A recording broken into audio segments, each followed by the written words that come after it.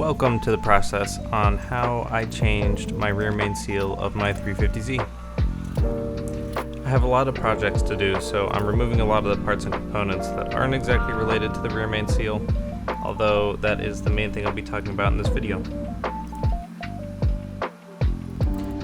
The rear main seal is located behind the engine, so to get to that you need to drop the transmission, and to drop the transmission you need to get rid of the drive shaft, you need to drop the exhaust. So right now I'm undoing the wiring harness that is attached to the transmission, and I'm also working on unbolting the exhaust. For most of these bolts I'm using a 10, 12, 14, or 16 size wrench. I was having trouble getting the drive shaft off, so I used my jack to help leverage the wrench to get the nuts loose, and so then I was able to get the drive shaft off. And after a couple more bolts, the transmission mount is off. It really helps to take a piece of cardboard and to draw a picture of all the bell housing bolts and where they go so you can put them all back in the right place. It's also a good idea to make sure that you drain all the fluids before you start to take your transmission off, so then you don't end up with a huge mess.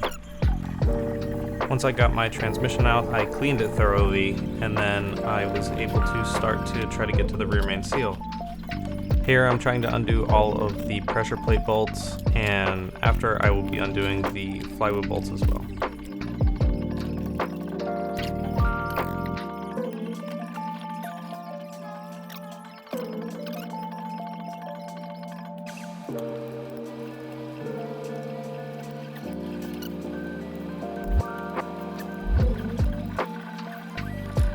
And once we get that off, we are met with the rear main seal. So I was able to use a screwdriver and pick tools to be able to pry off the rear main seal. Replacing the rear main seal is a little bit of a tedious task. I added a bunch of gasket maker all around the rear main seal so it ensures a tight seal. But getting the center to fit around the mounting point for the flywheel is really tough, so prepare to struggle.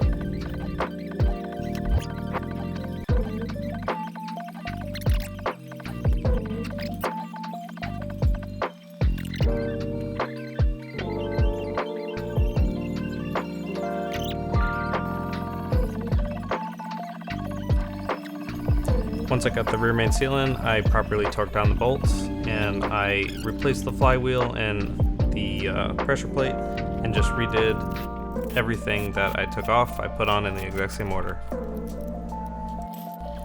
While remounting the transmission, I had left the shifter on, which I ended up taking off.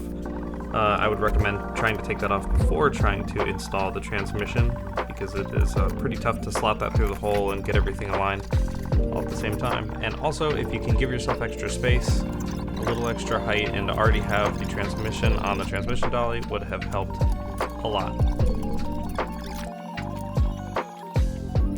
Alright, here I'm replacing the drive shaft and the exhaust, and then last but not least I'm filling everything up with oil, and oh no, I need to go to the store.